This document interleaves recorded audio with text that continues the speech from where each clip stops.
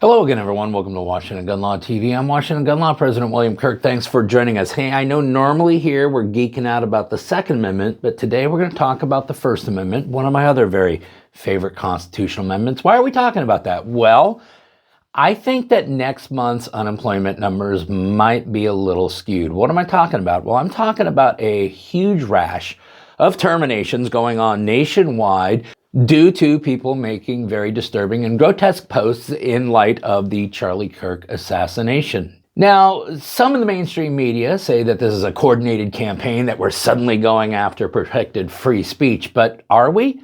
Well, that's what we're going to talk about today. So let's spend a few minutes and let's talk about what the First Amendment does not protect you from.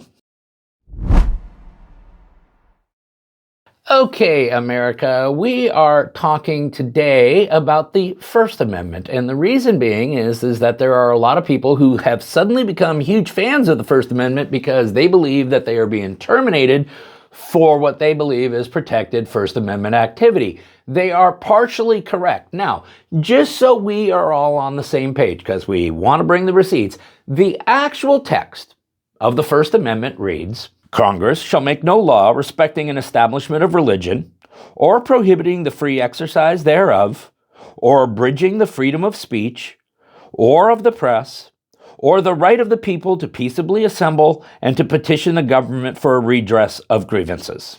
Okay, now we could sit here and break it all down and go through a bunch of geeky case law, but instead what we're going to do is we're going to try to make two main points today.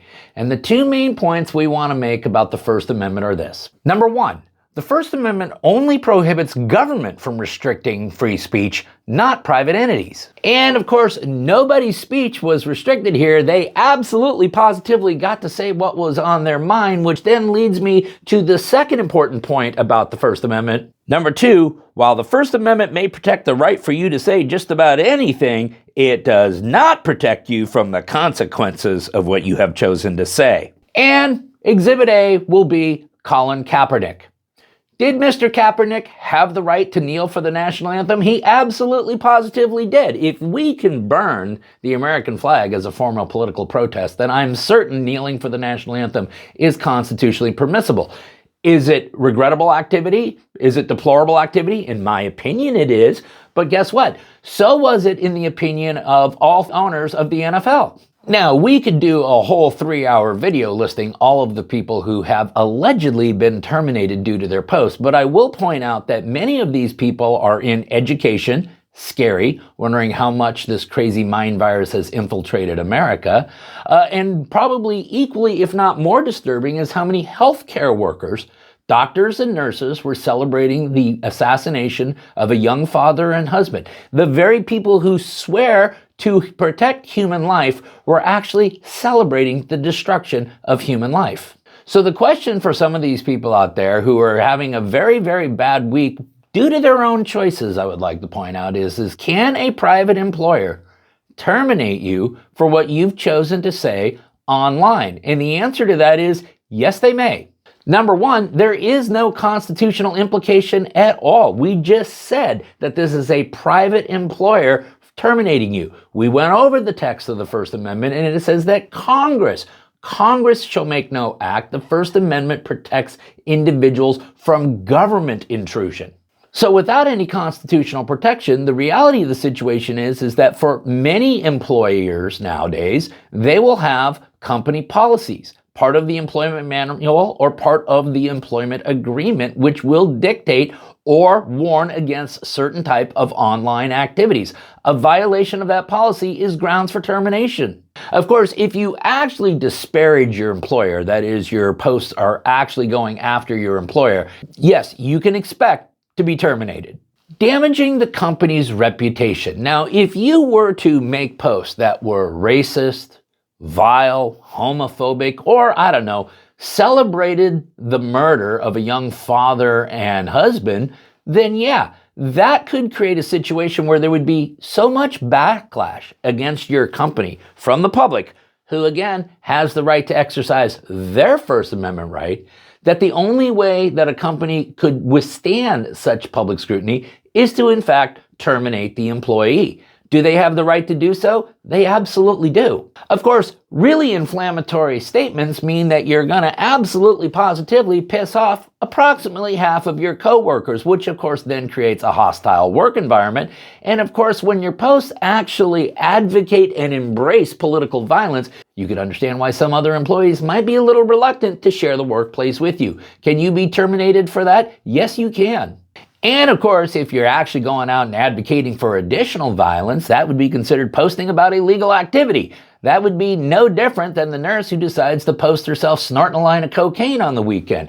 You are posting about illegal activities. It reflects negatively on your employer. Can they terminate you for that? Yes, they can. Oh, and then finally, and I would point this out for a lot of the healthcare workers and educators who decided to get online right away and be keyboard warriors, is that when did you actually make the post? Was the post actually made during business hours? Because when you take a look at what time news broke of the assassination, and then you took a look at the flood of posts that were coming out, and consider the timestamps on all of these, okay? These were posts that were being made by doctors, nurses, educators during work hours. Now, there are certain exceptions under the National Labor Relations Act. Posts that discuss wages, working conditions, and the ability or desire to unionize as a workforce are, in fact, protected speech. And of course, there are certain anti-discrimination protections, so you cannot fire people for things such as age, race, sex, religion, sexual identity, any of that. Now, when we get to the government employees, things get a little murkier, because at that point, the act of termination of their employment is an act of government, and therefore the Constitution should apply to that situation. However, and we hear this all the time with the Second Amendment, the protections afforded under the First Amendment are not absolute even for government employees, because the government does still have the ability to weigh and balance the protected free speech versus the effect it may have on the workplace. Can you be terminated by government agencies for engaging in what you believe to be protected free speech? The answer is yes, you may. And this is especially so with teachers. And there were way too many educators out there online celebrating this horrific act of violence, because not only are you working with young people, but then there is that whole other interest balancing about disrupting the educational flow. Not to mention that you do have parents that are carefully watching what's going on, and they too have the absolute right to engage in First Amendment protected free speech about what they believe should happen to your employment. Now, the one case that really has actually dealt with this issue on a government level is a case all the way back in 1987 called Rankin v. McPherson. It was based upon somebody who was upset that John Hinckley had not successfully assassinated then President Ronald Reagan. However, I want you to understand that the important thing is that the respondent in that case had actually communicated those thoughts to just another person. Whereas what we deal with in the year 2025 is that anybody with a phone, anybody with a Twitter account, or any other type of social media account, well, they can make their statements known to the entire world. Oh, and I will also point out to those people that once out there, they are out there forever, no matter what you choose to do with your posts. So in conclusion, what you need to understand about the First Amendment is, yes, the First Amendment does protect your ability to say just about anything. However, no, the First Amendment does not protect you from the consequences of what you've chosen to say. Put other terms, the First Amendment does protect the FA, but it does not protect the FO. Okay, listen, if you got any other questions about this or anything else that we normally cover here at Washington Gun Law, you should know how to get a hold of us by now. But if you don't, that's okay. That information is down there in the description box. Now, if you got an idea for a video we should be doing around here, cool. Click on that link right there and tell us all about it. If you want to subscribe to our monthly newsletter, the ability to do that is down there in the description box. And then finally, and most importantly, let's everyone remember that part of being a lawful and responsible gun owner, like we talk about all the time here normally, is to know what the law is in every situation, how it applies to you in any instance that you may find yourself. Until next time, thanks for watching and stay safe. Okay, let's remember, like always, all the research we did for today's video was done where? That's right, at Ground News. Why is that? Well, I like to get treated like an adult, and I bet you do too. And when you have a platform that's going to scour over 50,000 independent news sources and give you a biased distribution breakdown, let you know how the headlines are being manipulated, oh my gosh, it actually allows you to make up your own mind.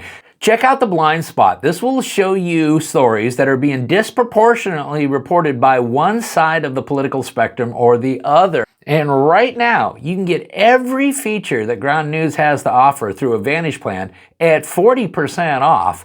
And all you got to do is go to ground.news/Washington or scan this QR code right here. Listen, if you're finally ready to break free from media manipulation, visit my friends today at ground.news/Washington.